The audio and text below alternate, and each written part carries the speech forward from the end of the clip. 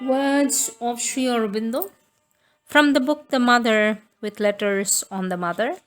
page 35, new stanza. There are other great personalities of the Divine Mother,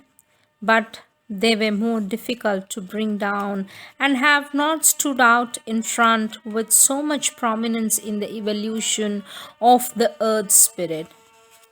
There are among them presences indispensable for the supramental realization, most of all one who is her personality of that mysterious and powerful ecstasy and ananda which flows from the supreme divine love, the ananda that alone can heal the gulf between the highest heights of the supramental spirit and the lowest abyss of matter,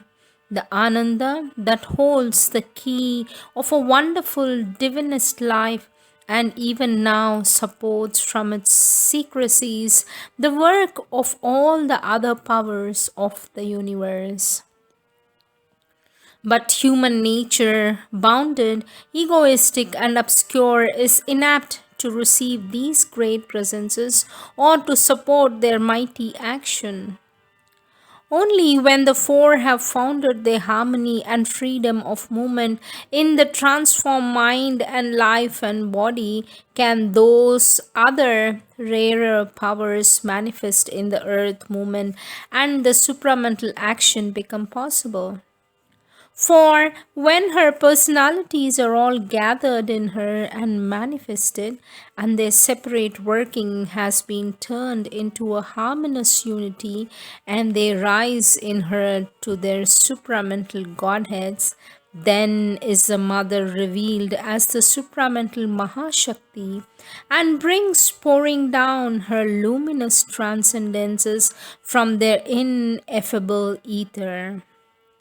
Then can human nature change into dynamic divine nature because all the elemental lines of the supramental truth consciousness and truth forces are strung together and the harp of life is fitted for the rhythms of the eternal.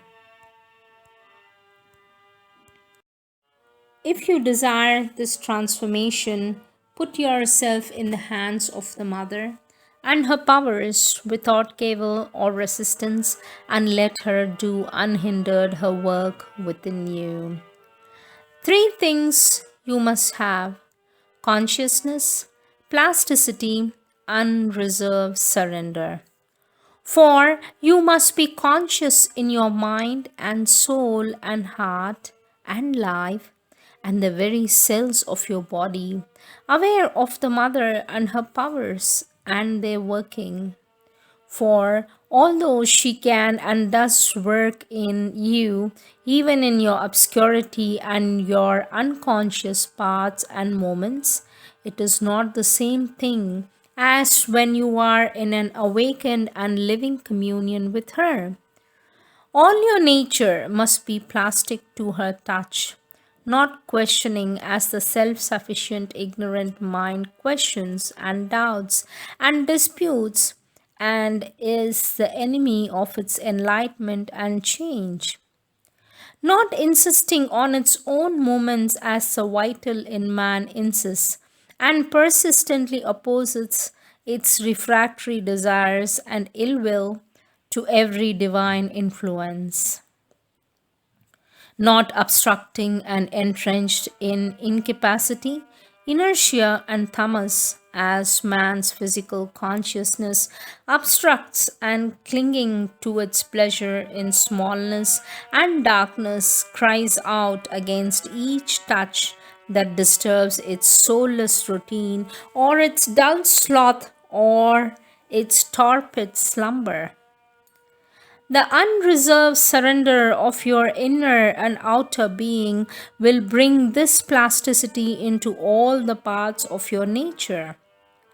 Consciousness will awaken everywhere in you by constant openness to the wisdom and light, the force, the harmony and beauty, the perfection that come flowing down from above.